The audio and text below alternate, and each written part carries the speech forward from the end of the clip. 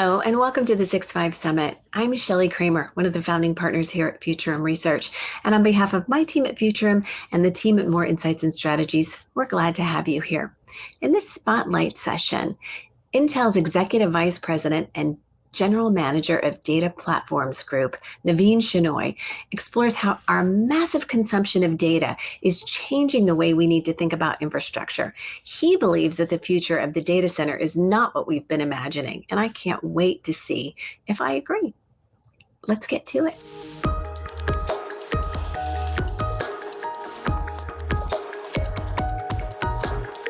Hi everyone, I'm Naveen Shenoy and I'm responsible for the Data Platforms Group at Intel.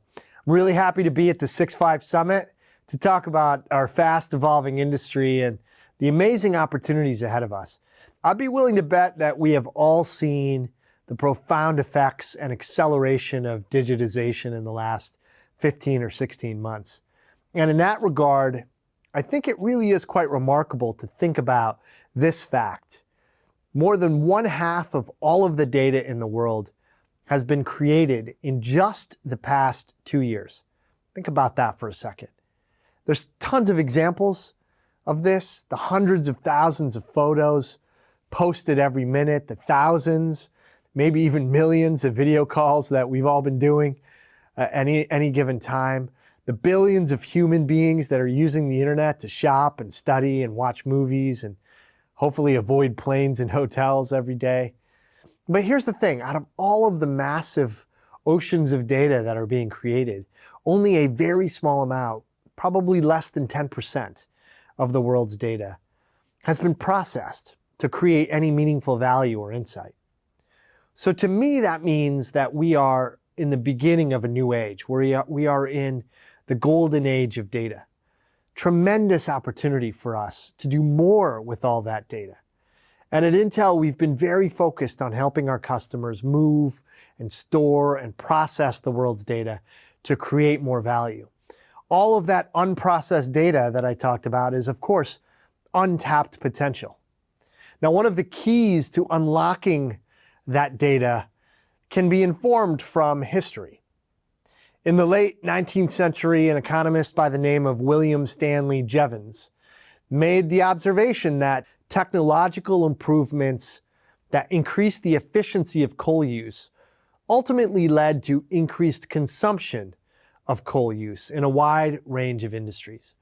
And it was considered a paradox because people at the time often associated efficiency with a reduction in usage, when in fact the exact opposite happened. More efficiency led to lower costs and created more usage. And of course, this also holds true in technology industries. And so let me give you an example of this in the data center. This just plots the server processor growth over time. And you can see that since the introduction of the standard high volume server in the 90s, the server market grew. And it grew until the early 2000s. And in that time frame, we saw the invention of virtualization. VMware created this concept for x86 servers. And they enabled IT professionals to better utilize physical resources by virtualizing more machines onto a single machine. And that, of course, helped reduce downtime and improve control and security. But some in the industry began to wonder, was the server market at its peak? And in fact, as you look at this chart here, you could see that the market did begin to stall out. And that was partially because of the dot-com bust, but it was also because as servers were virtualized, IT departments didn't need to buy as many of them. So efficiency and utilization improved, and temporarily, we did in fact see less consumption. But Jevons Paradox ultimately held true. And eventually the efficiency improvements led to more consumption. A lot more consumption. It's been quite extraordinary to see what's happened since that time. We've seen the market for servers and data centers just absolutely explode, and it's now powering all of our digital lives. And even more forces emerged to drive efficiency over the years. We saw, of course, AWS and Azure emerge, cloud players that perpetuated more efficient usage of computing. But as much progress as we've made, we've also seen incredibly inefficient utilization of computing still to this day. Right? The massive growth that we've seen in the industry has led to increasingly diverse workloads, increasingly large data centers, and that's put pressure on the underlying infrastructure. Right? We're seeing challenges operating at scale. For example, there may be too much compute in one place, but not enough compute in another place for a given workload. And the exact opposite may be true for a different workload.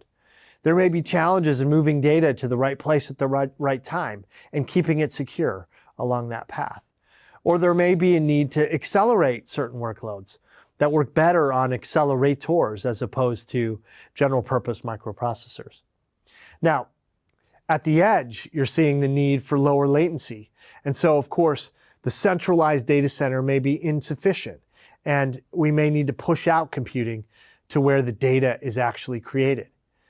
So, of course, all of this has major implications on how the software landscape that runs on this infrastructure evolves. In order to make the data center usage more efficient, the software industry has evolved.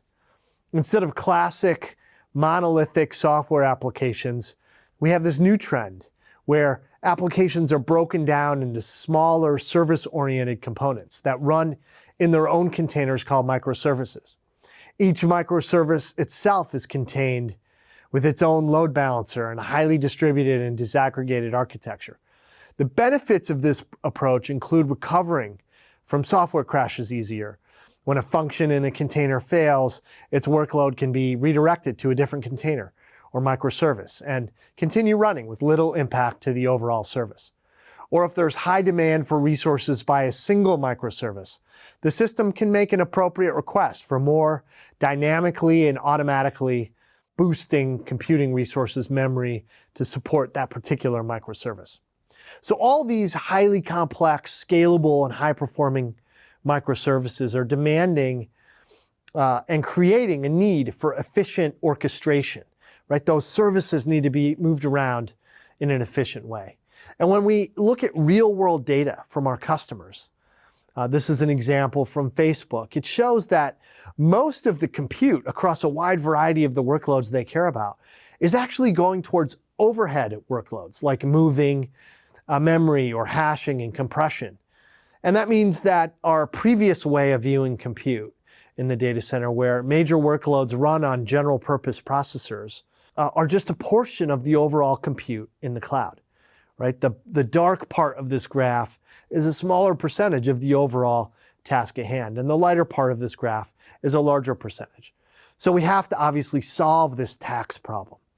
And so to solve this, there is a need for silicon solutions that act as a control point across the cloud infrastructure to accelerate that overhead portion, the infrastructure functions, including network virtualization, storage virtualization, security or compression.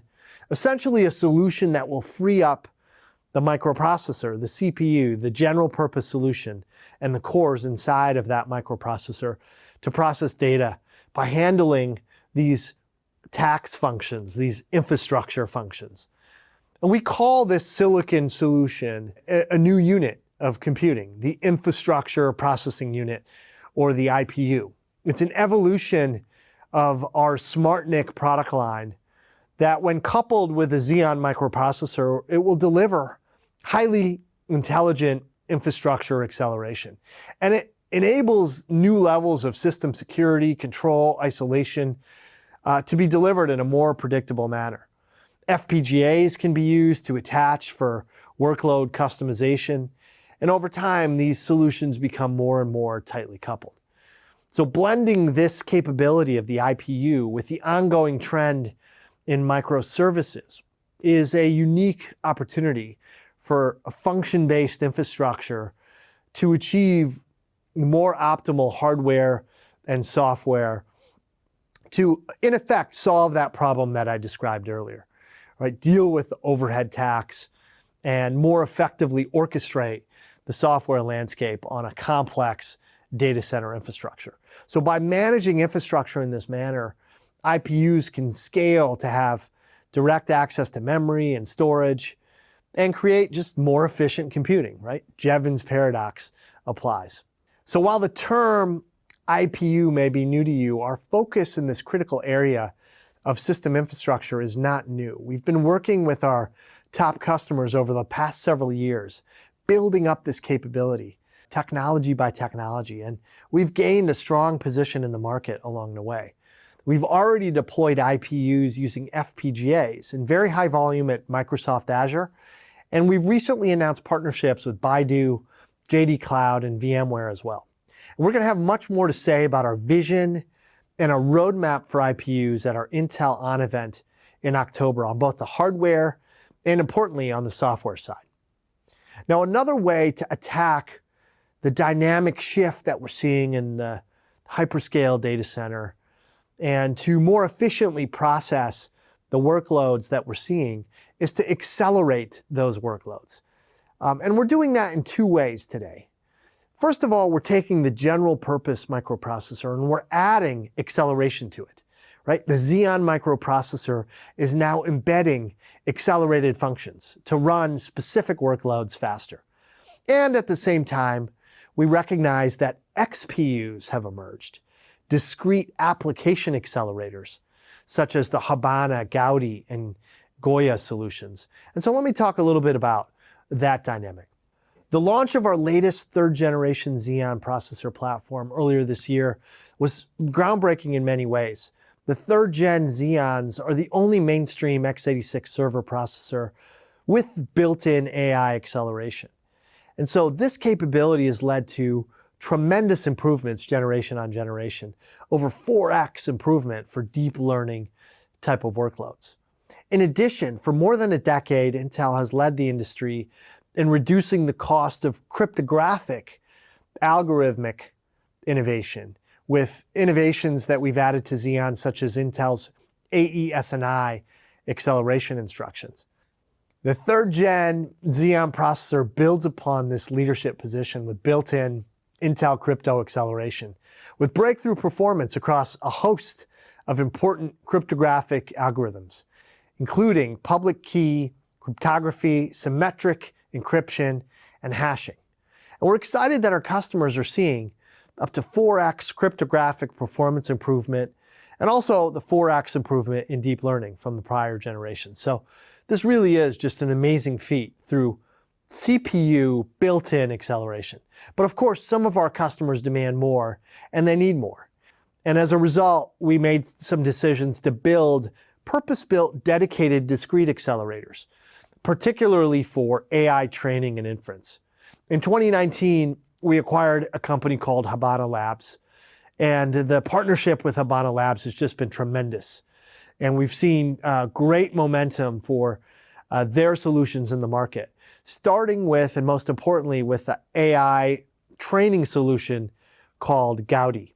We announced a very important partnership with Amazon Web Services at the end of last year, and we're very close now to coming to market later this year with our deep learning training workloads using the Gaudi solutions at AWS for a wide variety of applications such as personalization, language processing, object detection and classification.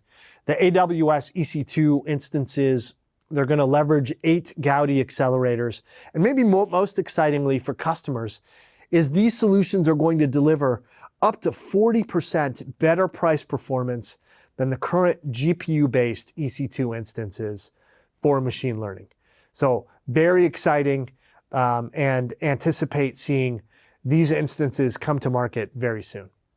The Habana solution will be the first non-GPU accelerator offered for training models at AWS, as well as for many other customers over time. And importantly, developers now have an opportunity to get a head start at building solutions based on this solution. At developer.habana.ai is a wide variety of information on how to get started with that if you're a developer. So another solution we're looking at has been driven by the rapidly expanding cloud environment pushing out to the network and the edge, right? A critical issue is to address the network itself so that it becomes more efficient to deliver better outcomes for data, right? We know that it's no longer sufficient to have a centralized data center processing the world's information. Data has to be processed closer to the edge. And so telecommunication service providers have recognized this. And they've begun to think about the network itself as almost like a cloud in and of itself, right? How do you make the network resources available, accessible to different applications, right? How do you make the network more cloud-like, more virtualized, more programmable, more agile? We have worked together with our telecom service provider customers over the last decade, starting with the transition to network function virtualization for the core network. And now for the first time, we're bringing this cloud-like capability to the edge of the network, to what's called the RAN, or the radio access network. The old way of designing networks was to use largely proprietary fixed function equipment in the radio towers and base stations that we all drive by all the time. And this was great for performance, but not ideal for cost or flexibility. And the new way is to essentially use the server technology that we've seen in the cloud and in the enterprise, such as the Xeon processor, and we've combined that with software for the network, such as FlexRAN, to run those network workloads for the RAN on cloud-like technology. And this is ultimately going to help make the network management more programmable with virtualization at the heart, just like we saw in the data center. And we're going to continue to push this technology, even though we're in the early days of this transition to what the industry calls vRAN. And I believe that we'll see very exciting evolution and development here, just like we saw in the cloud for the RAN. Eventually, we can envision seeing the cell phone tower infrastructure, kind of like a mini data center at the edge. And that will in turn provide more efficient services, avoid the need to take lots of data back to the central data center, and that will lead to lower costs, better performance, and a better user experience. Super excited to see leading operators such as Verizon, Dish Wireless, Telefonica, SK Telecom, Rakuten, and many others harnessing a proven cloud architecture and building out their 5G networks with us. There's many examples of progress that we've made, and of course, many other partners have been working closely with us to get these deployments into place with the operators. This is a very exciting time for the telecommunication industry. Transformational, I think. We'll look back on this time much like we look back on this time, like the early days of the cloud. So watch for us at the Mobile World Congress 2021 alongside many customers, where you're going to hear more on how Intel is helping to unleash the power of 5G from the silicon to the software and driving this capability all the way out to the edge. So tying this back together, our vision for the data center of the future will require a new intelligent architecture for the cloud all the way out to the edge. General purpose CPUs and IPUs and XPUs will work in concert to run microservices more efficiently with shared memory and storage. And it will be enabled with open source software frameworks to unleash the next generation of microservices with scale and efficiency. And if we do a good job of innovating relentlessly here, we will see dramatic improvements in efficiency and performance. And Jevons Paradox will lead to another wave of explosive growth for all of us. In fact, I believe we will see the biggest and fastest build out of computing infrastructure in human history over the next decade. Thank you again for having me here, and thank you to our partners and our customers for collaborating with us. The golden age of data is here. Let's get after it.